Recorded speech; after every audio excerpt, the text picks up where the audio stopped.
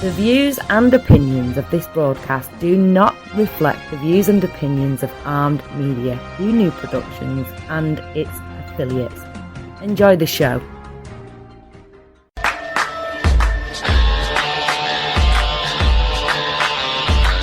I'm your darkest dream.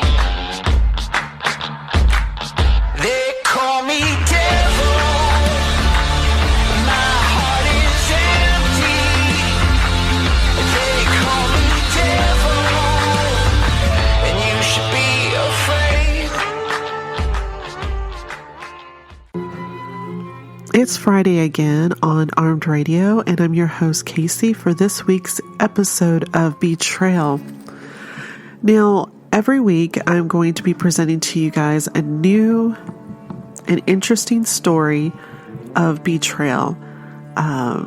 So hopefully you guys will like this story, and, it's going to be an interesting one. So please enjoy this episode of Betrayal.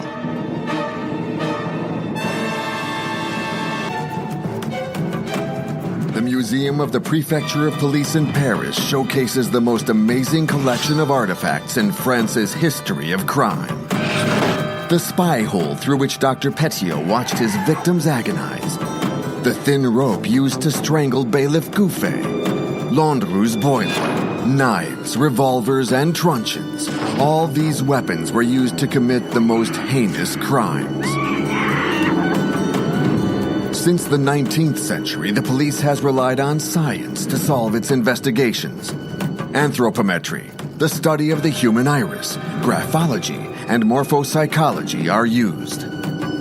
Inside the museum's archives, the reports of the investigations, the transcripts of the interrogations, and the sketches of the crime scenes take us along the bloody trail of the most terrible murderers in history.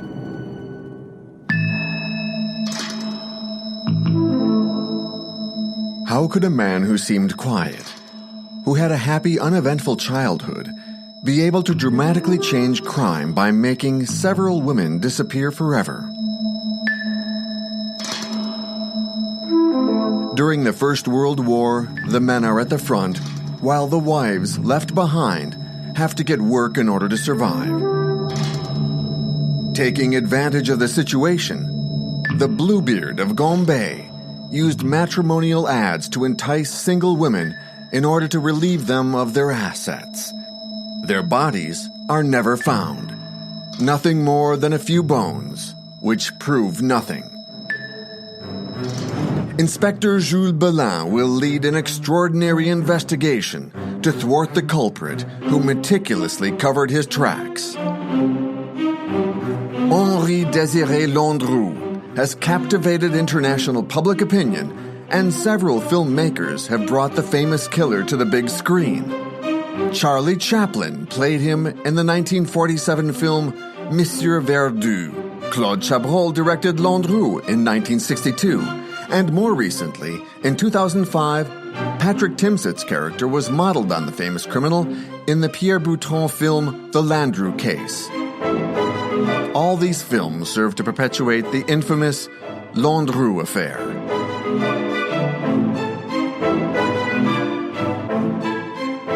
At the start of October 1917, the mayor of Gambé, a small town an hour outside of Paris, on the edge of the Rambouillet forest, receives a letter from Madame Pellat in Paris. She asks if it's possible to start a search for her sister, Mrs. Colombe, who was to marry a certain Mr. Fremier, living in Gambé, as she has not heard from her sister in some time. In 1917, France is in the horrors of war. It was the terrible year of Verdun, the Chemin des Dames massacre. Thousands of soldiers die in the hell of the trenches, so the disappearance of a young woman doesn't seem important in the eyes of a town's mayor, who files the letter away without attaching any real importance to it. But 2 years later, a new letter arrives at the town hall. It's signed Marie Lacoste, and she asks for any news of her sister, Mrs. Buisson, who is supposedly staying with Mr. Framet in Gambé. she hasn't had any news from her sister for some time. It's 1919. The war is over and life is getting back on track. The mayor's assistant, who conscientiously organizes the files, finds the letter received in 1917 and compares it with the one he has just received. There's no doubt about it. The two women are talking about the same person. A mystery remains.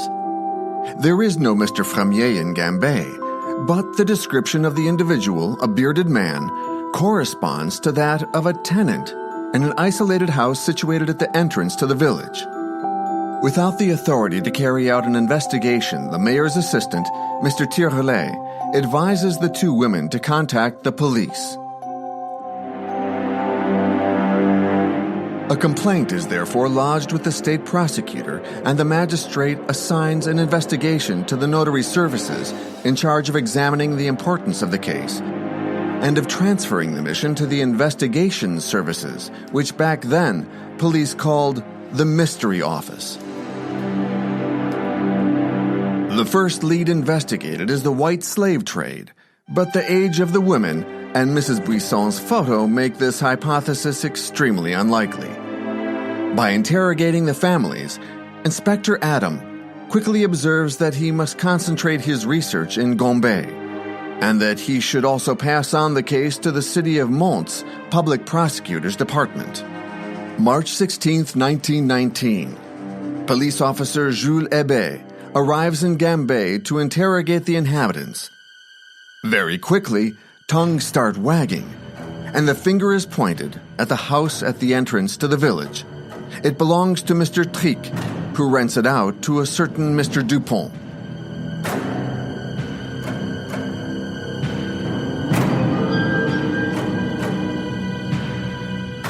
Alors Jules Hébé interroge les habitants de Gambé, et ce qu'il entend est extraordinaire. Ce fiancé barbu, ce barbu de taille moyenne, tout le monde le connaît, on l'appelle l'homme mystère. Et effectivement, il est bien mystérieux. D'abord, il a 4 noms. Il s'appelle Frémier, Cuchet, il s'appelle également Dupont et Guillain. C'est un peu beaucoup pour un seul homme, donc ça, c'est déjà très louche. Et ensuite, bien, son manège semble tout à fait extraordinaire aux habitants de Gambé. D'abord, à peine arrivé, il se fait livrer une énorme cuisinière et d'énormes quantités de charbon. Et pourquoi faire, bon Dieu? Il réside par intermittence. Mais il y a pire. Cet homme arrive à Gambé. Et lorsqu'il arrive à Gambé, il n'est jamais seul. Il est toujours accompagné d'une femme, mais à chaque fois, c'est une femme différente et des femmes d'âge les plus divers. Et ce qu'il y a encore de plus extraordinaire, c'est que, arrivant accompagné d'une femme, il repart toujours tout seul. When questioned, the rural policeman declares, "I couldn't tell you what went on in the house, but there is something strange about it. When it was lived in, the shutters looking out onto the road were never open." Other local witnesses speak of a nauseating smoke coming out of the house's chimney.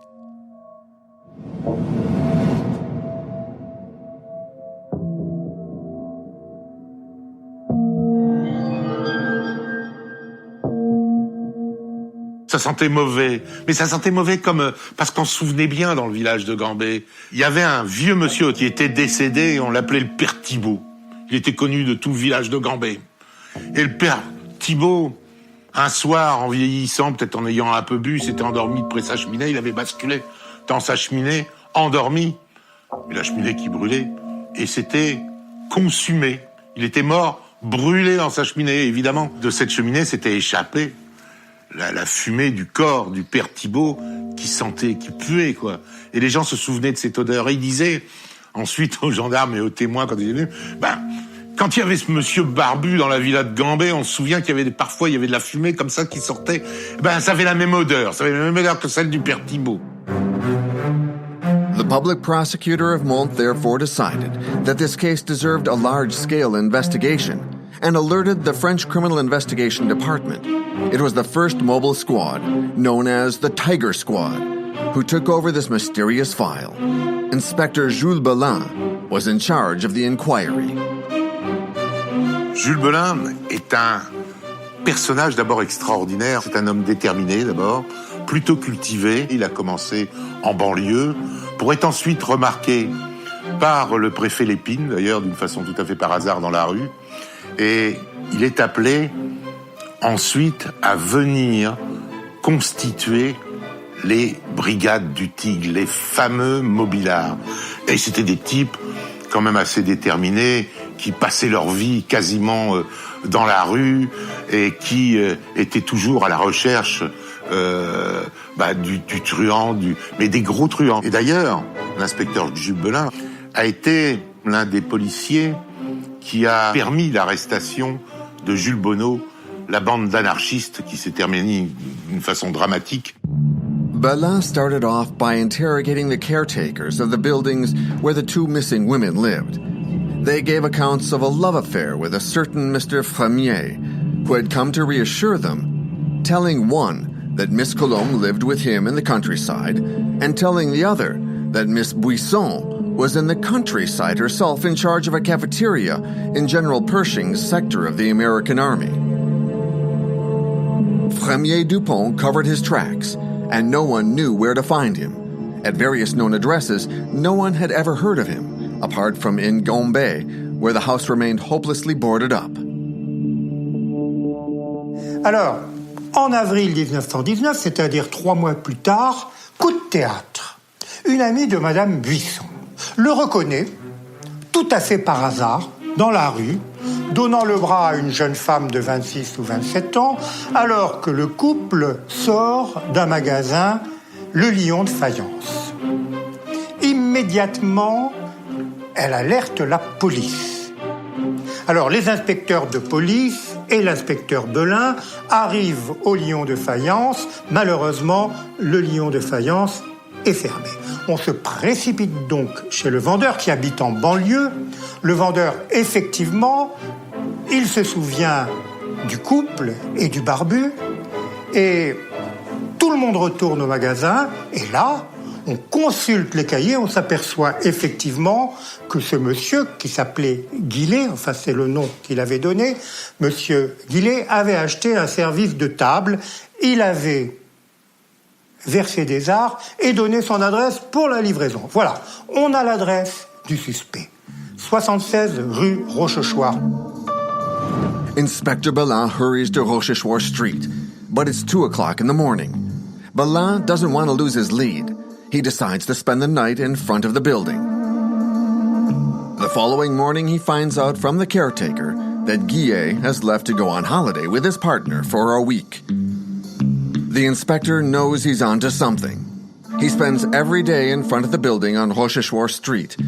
And on April 11th, around 11 o'clock in the evening, the caretaker tells him that Guillet has returned home. This time I've got him, Belin thinks, but he must wait. The questioning can't happen before sunrise. So as not to take any risks, the inspector decides to spend the night on the landing in front of the apartment's door.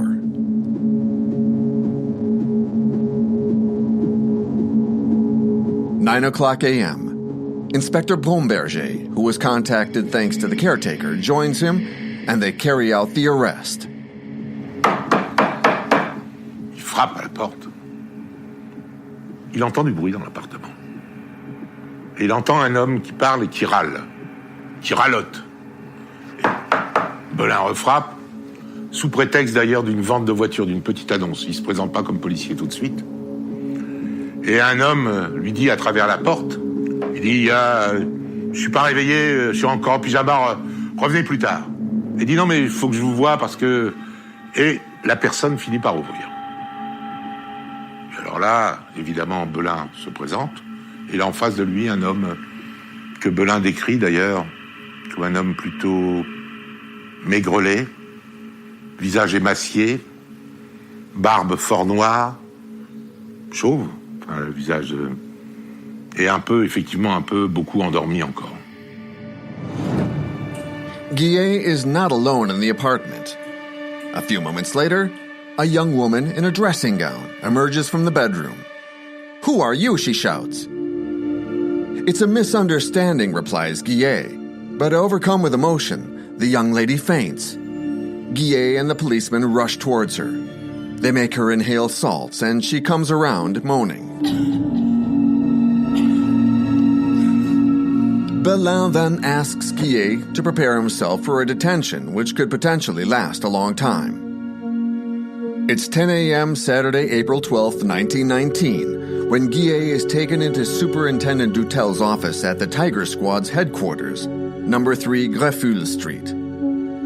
Before making the defendant sit down, the officers frisk him. In his trouser pockets are some francs. In his right inside pocket of his jacket, Belin takes out a notebook covered in black fabric. Continuing their search, they discover another notebook hidden in the lining of his coat.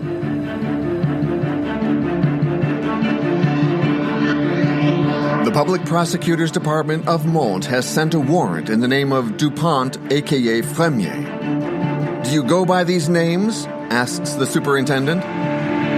My name is Lucien Guillet, and I was born in Rocroi in 1874, the concerned party replies. Do you know 2 women by the names of Colombe and Buisson? Guillet nods his head in agreement. These women who you promised to marry disappeared after they followed you to Gombe. Gentlemen, Guillet replies, they weren't left in my care. If these women have disappeared, it's not for me to find them.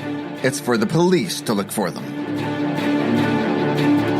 The questioning proves to be complicated. Guillet doesn't seem to want to help the police. Police custody can only last for 24 hours, and nothing seems to bring him out of his shell. Belin rushes to the suspect's home to carry out a search in order to find new evidence, and there he finds a rental receipt for a garage on Maurice Street in Clichy in the name of Landru. Immédiatement, on se précipite à Clichy, on perquisitionne, et dans ce garage, que découvre-t-on? On découvre une caverne d'Ali Baba, mais une caverne d'Ali Baba macabre. Il y a là des entassements de vêtements féminins, de dessous féminins, des mannequins en osier, des perruques, des postiches. On trouve même un dentier et un râtelier. Et puis, on trouve une malle. Une malle. Vous savez, dans toute bonne affaire criminelle à cette époque, il y a une malle. Alors, cette malle est cadenassée, on fait sauter le verrou, et que trouve-t-on à l'intérieur de cette malle? On trouve toutes les archives de l'affaire Landru. Landru était un homme méticuleux, il avait tout noté. Armed with these documents, Belin decides to go back to the superintendent's office, where the defendant is still waiting.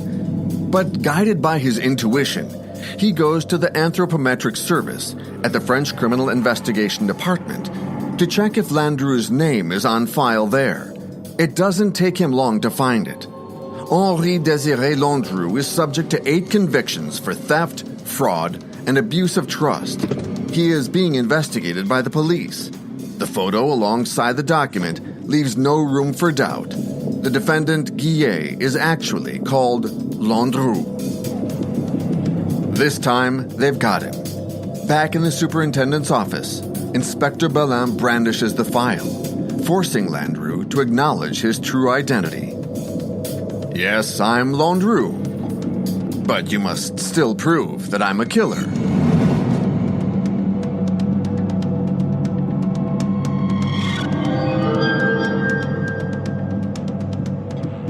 Landru est un homme qui est né le 12 avril 1869 dans une famille parisienne du 19e arrondissement.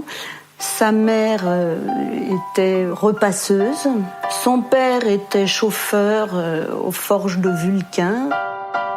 Il était très attendu, comme son nom l'indique, puisqu'il s'appelle Henri Désiré Landru. Il est parti au service militaire et il fréquentait déjà celle qui va devenir son épouse. Donc il se marie et à partir de là, il devient père de famille. Donc sa fille est déjà née. Il a une responsabilité. Là, quelque chose va changer pour lui.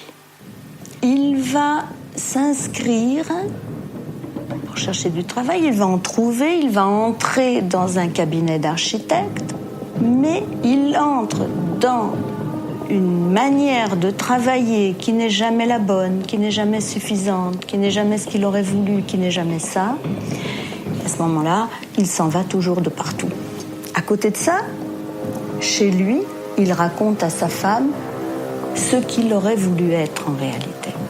Donc il lui dit qu'il a participé à la découverte, à la construction d'usines, à la découverte de mines, à l'assainissement de je ne sais quel terrain ou je ne sais quoi. Enfin bref, des travaux extrêmement prestigieux, mais qui ne sont que des récits. Alors là, on peut dire, c'est un mythomane. At the police station, during the entire day, the inspectors grill the suspect. He is unshakable. He no longer says a word. At 10 o'clock in the evening, he asks for something to eat, and they bring him chicken, a bit of bread, and a coffee. He eats heartily without saying a word, and at midnight he puts his head on the table, and in front of stunned police officers, he sleeps soundly.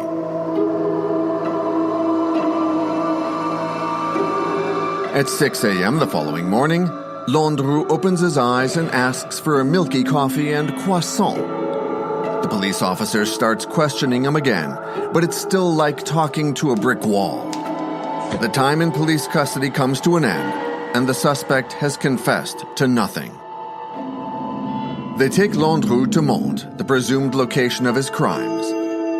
Facing the accumulation of evidence against him, Judge Bonin opens a judicial investigation to prove that Landru is the person charged with murder to ensure that he is imprisoned.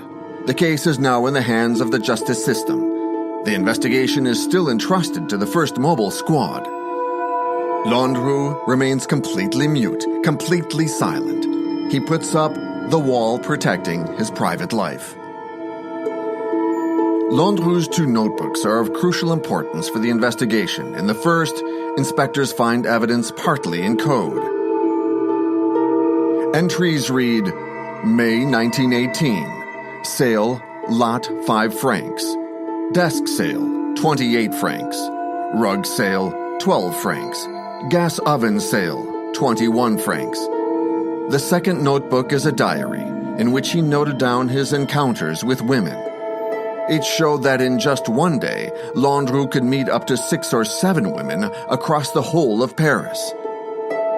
On one of the pages, 11 names are written in pencil, 2 of which are Buisson and Colombe. Could this have been the list of people that Landru would make disappear?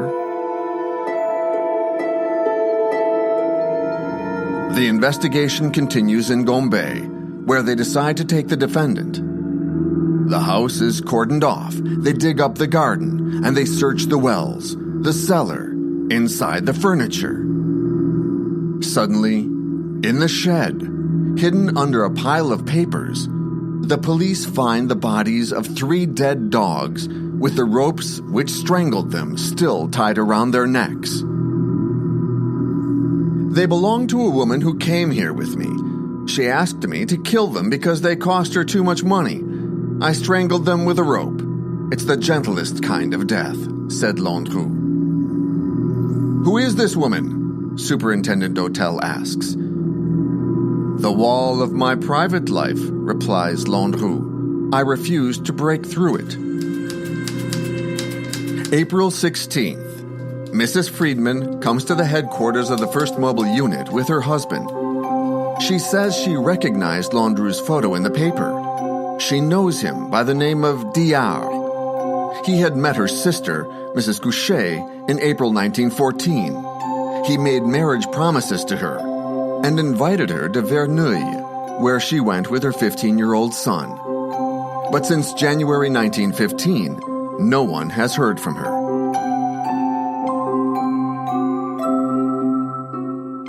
Taking out the list found in Landru's documents, the inspectors find the name Couchet next to the letter J, idem.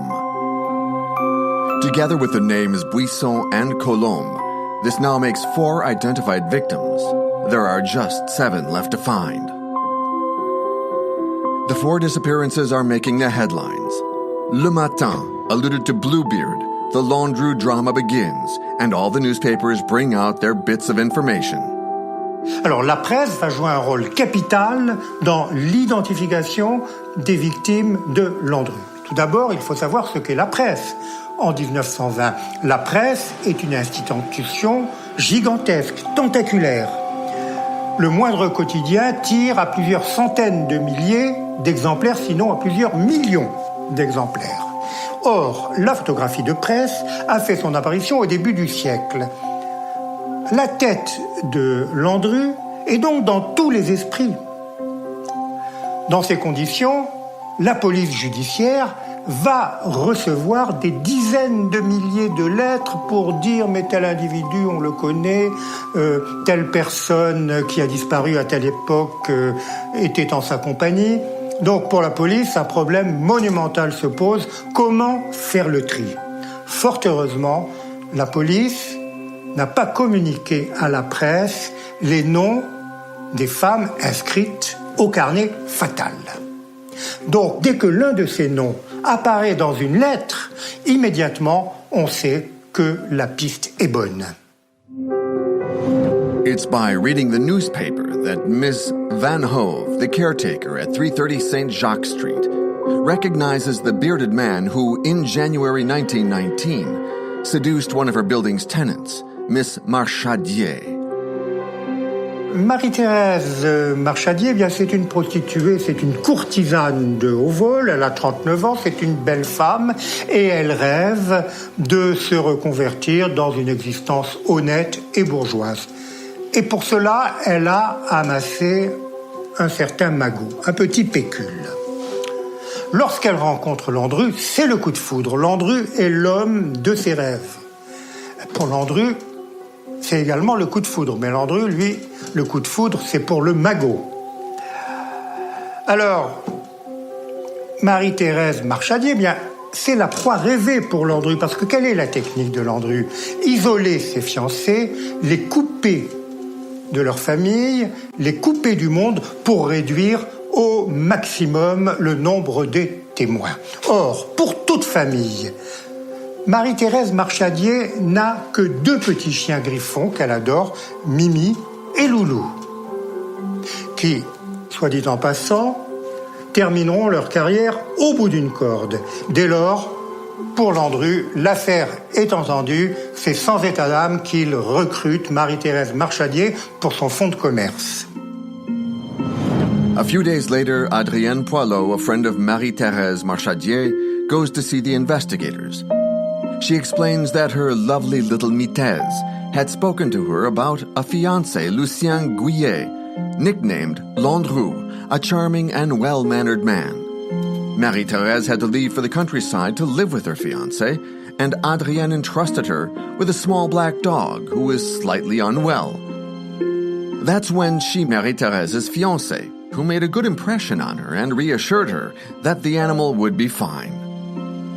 No doubt about it, a new name is found on the list, and the dead bodies of the 3 dogs found under the pile of leaves in the Gombe house belong to the beautiful woman and her friend. April 19th, the state prosecutor of Versailles receives a letter from Mrs. Fauché in Toulon. She too has read the newspapers and recognizes her sister's fiancé's face. Her sister was Annette Pascal. Annette and her fiancé were going to get married and settle down in Gombe, but Miss Fauché has never been heard from again. Her name was still on Landru's list.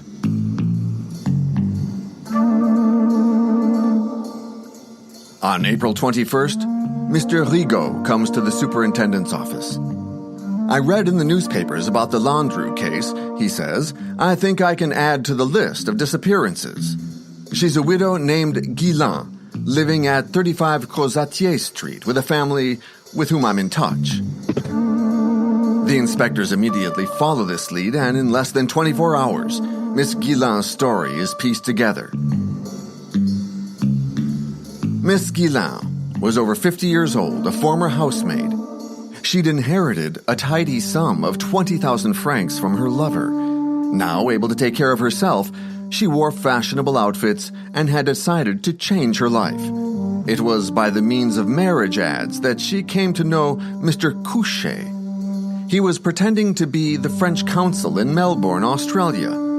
Good enough to seduce a woman who is in search of status. In August 1915, Miss Guillain announced to her family she was leaving with her fiancé to go to Australia, and no one ever heard from her again. In 1916, the caretaker of the flat on Crozatier Street, where Miss Guillain lived before she met the consul, recognized Mr. Couchet, a.k.a. Landru, in the 13th district, accompanied by 2 women. She immediately imagines the worst. Miss Guillain's name isn't found on the list in Landru's diary, but there was the name Crozatier, the exact name of the place where she lived. The link was evident. But how did all of these women succumb to the charms of this fraud?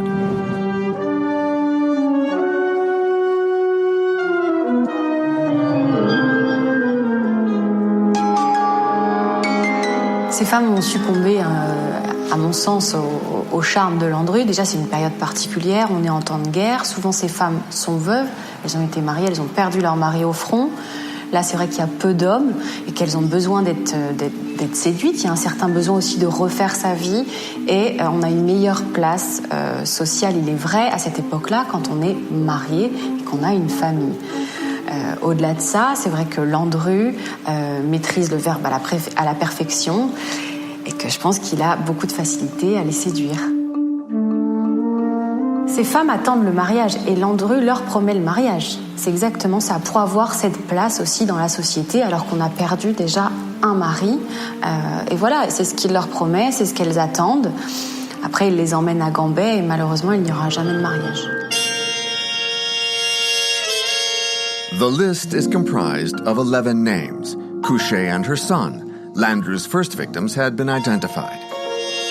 The Crozatier secret has been revealed, and it corresponds to Miss Guillain. Ms. Colombe, Miss Buisson, Marie-Thérèse Marchadier, and Annette Pascal were included in the victims. There were just 4 names left on the list to put faces to. Jaume, Babelet, and more mysteriously, those corresponding to a code, Brazil and Le Havre. By studying the Clichy Garage archives closely, the inspectors discover the name Barthélemy in the Jaume file. By cross-checking it with the meetings diary, they read the following lines. Jaume, Miss Barthélemy, Paul's wife, would like to divorce number 23 Leon Street. They set off for Leon Street. The caretaker there knew Mrs. Jaume, and she has not heard from her since her engagement. She worked as a seamstress at number 26 Sheen Street. At the fashion studio, her boss, Ms. Leroux, was affectionate for Ms. Jaume, who had told her about difficulties with her husband. She also told her about meeting Mr. Guillet in March 1917, who had seduced her with his good manners. She decided to leave with him for the countryside whilst waiting for her divorce. Despite the numerous letters that Ms. Hérault sent to her former employee, she never received a single reply. In January 1918, Guillaume Landru turns up at Ms. Hérault's house to appease her worries. He told her a strange story. Ms. Jaume set out on a journey to the United States where she found a job. I will marry her when she comes back as soon as the war's over, he says. And one more, thought Inspector Bellin. By combing through Landru's archives, the men from the first mobile squad don't take long to discover the identity of the 3 remaining victims. In the Le Havre file, they find identity papers belonging to Berthe Anna Ayon from Le Havre. In his diary, they find under the date August 28, 1915, 10:45, number 165 Rennes Street, Berthe Ayon. That was Landru's 9th victim.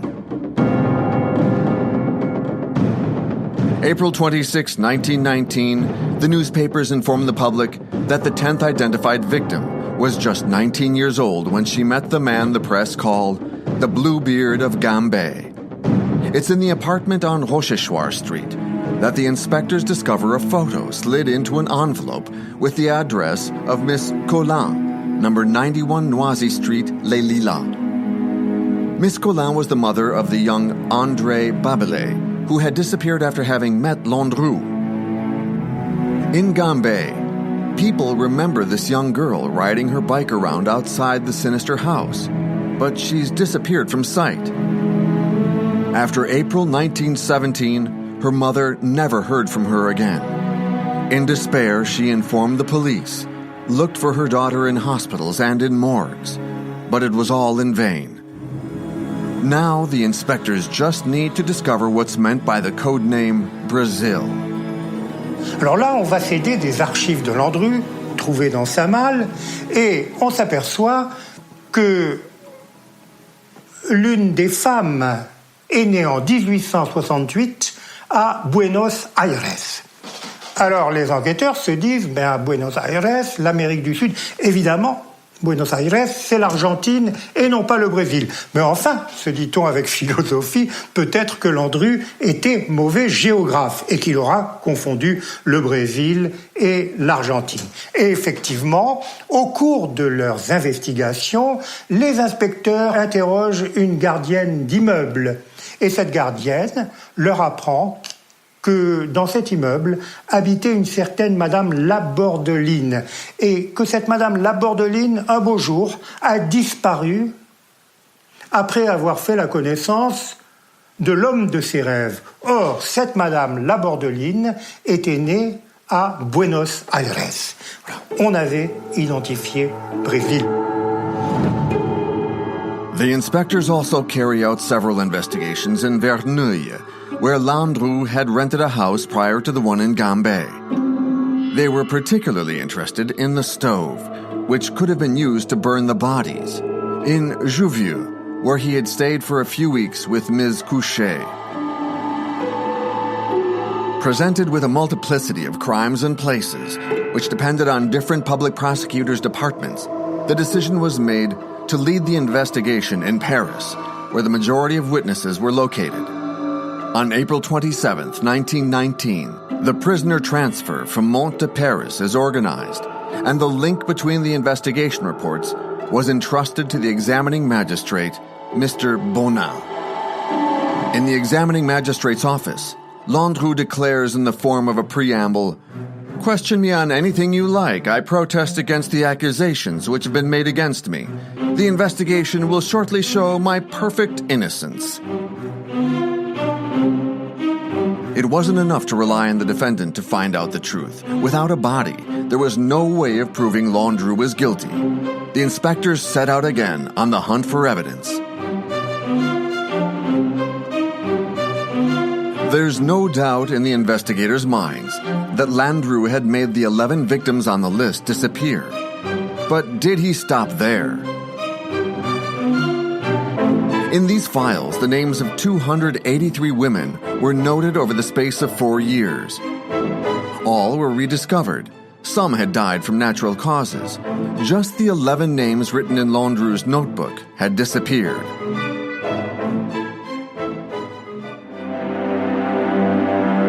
They returned to Gombe with the well-known Dr. Paul, a forensics expert. In the shed at the bottom of the garden, a pile of ashes containing bone remains intrigued the investigators. The experts are immediately called in.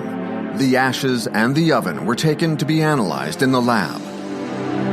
The experts' report is clear. After the examination, 1,500 grams of bone and teeth remains of human origin were found, and 996 grams came from a human skull.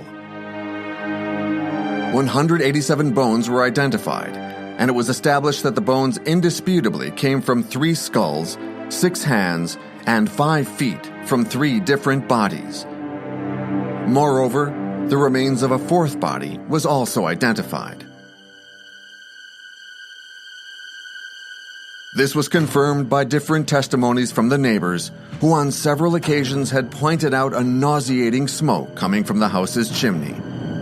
It seemed that the disappearance of these bodies was explained by them being incinerated in the famous oven. However, a doubt remains. Just the remains of skulls, hands, and feet were found amongst the ashes. Not a single fragment belonging to other parts of the human skeleton were found. The testimonies once again directed the investigators. Landru had been seen on several occasions crossing the countryside in the woods around Gambé. Alors on interroge tout le monde. Et bien sûr, en pareil cas, tout le monde a vu quelque chose. Par exemple, on a vu un automobiliste qui s'était arrêté pour une raison ou pour une autre, non loin d'un étang, qui avait vu de nuit un mystérieux personnage jeter un fardeau dans un étang voisin de Gambé. On avait vu également, on parlait de morceaux de chair qui flottaient à la surface du même étang. Alors, on va examiner l'étang, on va le sonder, on fait venir, la brigade criminelle fait venir de Paris des hommes grenouilles. On fouille l'étang, on s'enfonce jusqu'au ventre dans la vase et effectivement, on avait bien jeté des fardeaux, des colis suspects dans cet étang. C'était bien des chairs, mais c'était des chairs animales effaisandées pour attirer les poissons. The investigation lasted 2.5 years, and although no body was found, Judge Bonin, like all the other inspectors who participated in the investigation, had no doubt that Landru had in fact killed those 11 victims on his death list. That he made the bodies disappear by cutting them up and burning them in parts in his stove, and got rid of anything left over by scattering the pieces in the woods around his house. His sole aim was to recuperate the assets and savings of his victims who he recruited by way of small adverts. But how was Landru able to change from the role of a fraud to a killer? Il devient assassin. C'est pas très bien ce que je veux dire, mais je ne sais pas comment l'exprimer. Par nécessité, par côté pratique, pour ne pas être pris. C'est pour ça, mais c'est pas un assassin dans l'âme, c'est pas un serial killer, c'est un tueur récidiviste, Landru. Mais il va tuer parce que, il faut bien se débarrasser. Ce qu'il met en dehors des normes, en tant que terrible criminel, et qui va marquer la mémoire collective, c'est que dans l'histoire des annales criminelles françaises, Henri-Désiré Landru va être le premier assassin à mettre en place une méthode de disparition de ses victimes. Et elle est totale, puisque dans sa maison, l'une des maisons la plus célèbre, celle de Gambé, là où il achète la cuisinière, où il fait brûler ses victimes, c'est vraiment avec l'intention qu'on ne retrouve rien. Et c'est vraiment pensé, calculé, élaboré et réalisé. Et ça, c'est quand même le côté du personnage, un des côtés du personnage les plus effrayants qu'on retrouvera jusqu'à sa fin, jusqu'à la veille de son exécution, puisqu'il est d'un cynisme incroyable. When Judge Bonin returns Landru's investigation file to the Court of Criminal Appeal, it contains 7,000 pages. Nothing has been left to chance. November 7th, 1921, Henri-Désiré Landru appeared before the court of Versailles. The presiding Judge Gilbert will direct the proceedings. Mr. Robert Godefroy is the prosecuting attorney. The defending counsel is Mr. de Moreau-Giaferi. The trial will last 20 days. C'est un grand procès. Il est rehaussé par la présence de personnalités. On y voit Mistinguett, il y a Rému, il y a Maurice Chevalier, et le journal Le Matin, a délégué sa chroniqueuse Colette, qui va faire de très beaux récits de ce procès. Et alors, Landru va apparaître à ce procès dans une forme éblouissante. C'est un grand comédien, Landru. Il va exploiter à fond la faille de l'accusation, à savoir qu'il n'y a pas de crime sans cadavre. Où sont les cadavres ? Et à la rescousse de cet argument, eh bien, le parquet, le président et la police judiciaire reçoivent quotidiennement des lettres pour leur dire que tel fiancé supposé disparu habite à tel endroit, et on donne des renseignements extrêmement précis. Et alors, eh bien, les délégations judiciaires partent aux quatre coins de Paris. On va vérifier tous ces renseignements. Eh bien, dira Landru et son avocat, maître de Moreau-Diaferi, eh bien, si on vérifie l'authenticité des renseignements ainsi portés à la connaissance de la police, c'est qu'on a un doute. Si l'on était sûr de la mort des fiancés de Landru et de la culpabilité de mon client, on ne se donnerait pas la peine de faire des vérifications. Despite the horrors evoked when describing the appalling crimes committed by Landru, intense debates accompanied by polite language take the public from horror to laughter. When the prosecuting attorney said, "Mr. Landru, we estimate that you have 283 successive fiancés," the defendant got up and addressed the court and the public, and he said, "And I only killed 10. How lenient of me." Then at another moment, "My head. You always talk about my head. I regret not having several to offer you, Mr. Prosecuting Attorney." On Monday, November 21st, the 1027 train from Paris to Versailles is full. That's the day everyone waited to hear the statement from Fernand Segret, Landru's most recent mistress, the one who was in bed the day he was arrested. When she appears in the courtroom, the public holds their breath. Landru lifts his gaze, suddenly fascinated. Fernand Segret approaches the bar, stumbles, puts her hands to her eyes, and bursts into tears.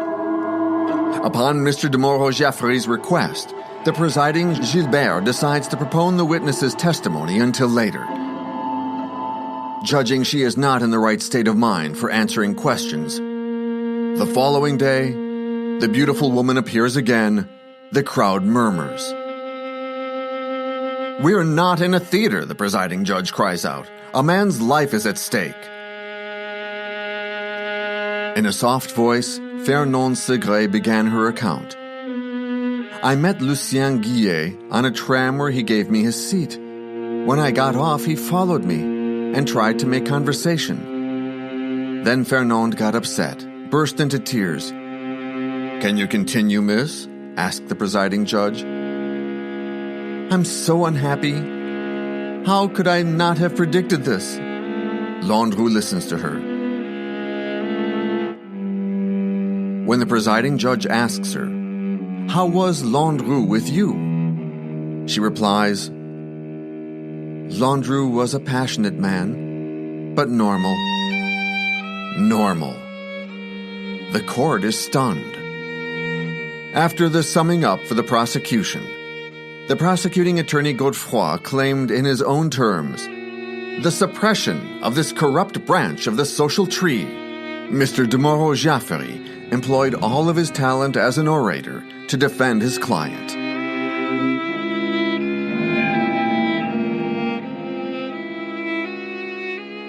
La plaidoirie de mon grand-père a eu cette particularité qu'elle s'est déroulée en 2 après-midi consécutives. L'une, qui était pour ainsi dire un cours de droit civil, dans lequel il a développé le fait que les disparues ne sont pas légalement mortes. Il faut 30 ans pour qu'un disparu soit réputé mort. Le lendemain, mon grand-père a développé la notion d'erreur judiciaire. Il l'étayait avec le fait que les cendres qui avaient été retrouvées étaient anormales et ne correspondaient pas à des cendres humaines. Elles étaient anormales parce que le taux de phosphate était, paraît-il, trop élevé. Par ailleurs, on avait retrouvé dans le jardin un os qui devait ressembler à cet os qui a été chez mon grand-père, que j'ai récupéré, et qui était un os de veau, mais il avait été coupé avec la même scie à métaux que celle qu'utilisait Landru chez lui. To finish, Mr. de Moreau-Giaffery turned towards the jury and told them, "What do you say, gentlemen? That following your arrest, these words could be written, 'They gave him the death penalty, and they were mistaken'?" "Landru, have you got anything to declare?" the presiding judge asked. Highly dignified, Landru stood up and said, "Yesterday you all accused me of these crimes and faults, but Mr. Prosecuting Attorney, I still see myself as having one virtue, that of being a father and a husband. On my head be it, I swear, I never killed anyone." At 6:40 p.m. on November 30th, 1921, the jury withdraws to deliberate their verdict. 2.5 hours later, they come back into the courtroom, and Landru's guilt is confirmed. He stayed in the court as the verdict was delivered. The magistrates withdrew. 3 hours later, they came back and presiding Judge Gilbert pronounced the verdict. According to the letter of the law, the court condemns Landru to death.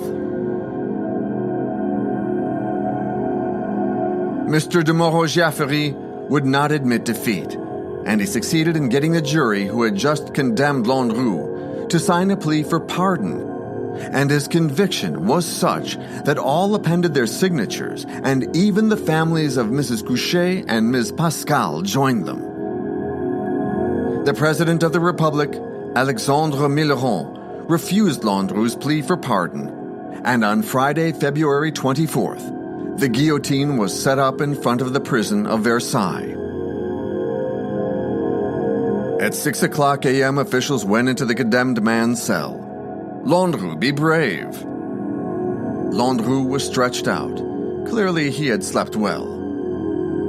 On his way to the guillotine, Landru leaned towards his lawyer and thanked him for having defended his case. So Mr. de Moreau-Giaffery took the opportunity to ask him, "Landru, you have nothing to lose. Tell me the truth. Don't leave this world with your secret."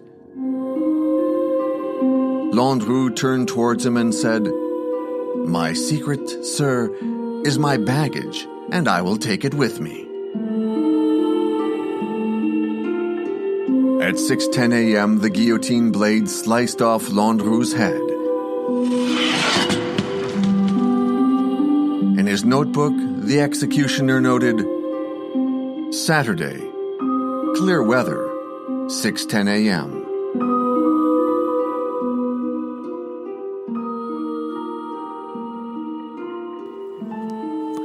Well, that was an interesting show and everything. So tell me what you thought of it.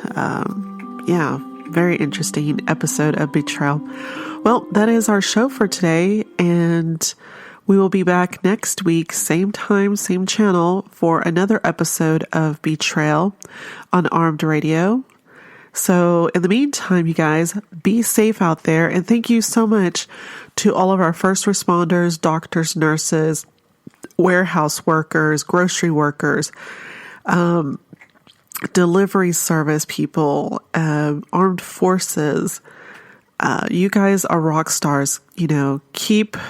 Try and keep your, thoughts positive during this trying time, and things will get better, you guys. It will get better. We have to believe that.